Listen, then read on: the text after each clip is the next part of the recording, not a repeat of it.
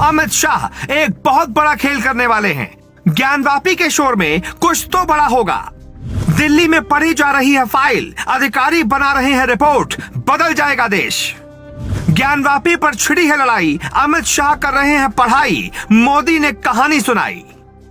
कश्मीर में कश्मीरी पंडितों का मुद्दा, यूपी में शिवलिंग का मुद्दा, कर्नाटक में हिजाब और बुर्का है, तेलंगाना में मुस्लिम आरक्षण का मुद्दा, महाराष्ट्र में हनुमान चालीसा का मुद्दा, दिल्ली में शाही इमाम मस्जिद पर शोर है, बंगाल से कॉमन सिविल कोड का ऐलान है, सीएए और एनआरसी पर मोदी सरकार एक्टिव है। क्या देश में कुछ बड़ा होने वाला है? आज की रिपोर्ट देखकर आपको बीजेपी की उस रणनीति का अंदाजा हो जाएगा जिसकी पढ़ाई अमित शाह अधिकारियों के साथ कर रहे हैं। अमित शाह ठीक वीरेंद्र सहवाग की तरह हर एक बॉल पर छक्का मारना चाहते हैं, लेकिन मोदी सचिन तेंदुलकर की तरह उन्हें समझा रहे हैं। मोदी 2047 के भारत की तस्वीर समझाते हैं, जिस पर अमित शाह जोर शोर से लगे हैं। अब एक विस्फोटक फैसले की जरूरत है और उसका वक्त आ गया है। अगले 2 साल में देश में वो होगा जो अब तक 75 सालों में नहीं हुआ। वो क्या, समझिए।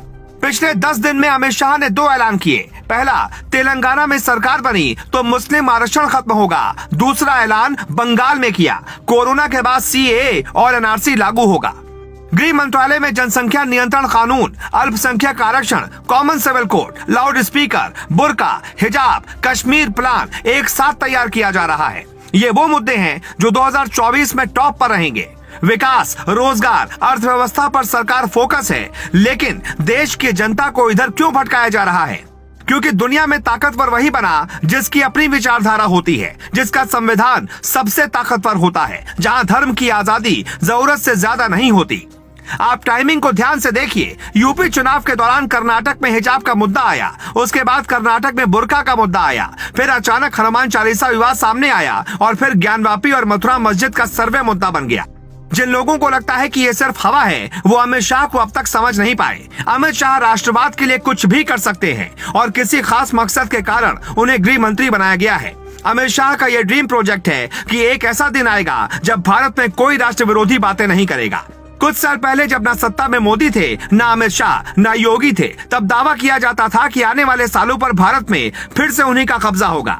2050 में भारत ऐसा होगा, वैसा होगा, ऐसे मैसेज फैलाए जाते थे। लेकिन अब मोदी, शाह, योगी के बाद 2030 में भारत कहां होगा, उसकी तस्वीर देख लीजिए। कश्मीर पूरी तरह से शांत होगा, वहां फिल्मों की शूटिंग बढ़ेगी, आम इंसान कश्मीर जाना और बसना चाहेगा। कश्मीर में बीजेपी की सरकार होगी और वहां चुनाव में सभी पार्टियों की लगभग हार तय होगी। इसलिए कश्मीर फाइल्स वाली कहानी लिखी गई और कश्मीर में सरकार ने परिसीमन कर मास्टर स्ट्रोक चल दिया। भारत का सिर कश्मीर है। कश्मीर से जो शांति चलेगी वो पंजाब में आकर खालिस्तान को सुधार देगी। पाकिस्तान का K2 प्लान फेल हो जाएगा। फिर सूत्र कहते हैं गृह मंत्रालय में पंजाब की फाइल भी खुल चुकी है और वहां 200% कुछ बड़ा प्लान हो रहा है। पंजाब में शांति होगी तो देश के कई राज्यों में शोर बढ़ेगा कि भारत हिंदू राष्ट्र बनने जा रहा है। तब शाह का प्लान काम आएगा और उसी वक्त CAA, NRC, common civil code, जनसंख्या नियंत्रण कानून लागू होगा। फिर भारत में हमेशा के लिए धर्म की राजनीति का दिवाला निकल जाएगा।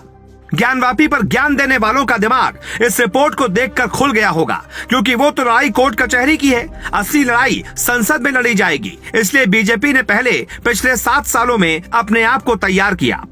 लोकसभा में बीजेपी के पास 300 से ज्यादा सांसद हैं। राज्यसभा में 100 पार सांसद की संख्या हो चुकी थी।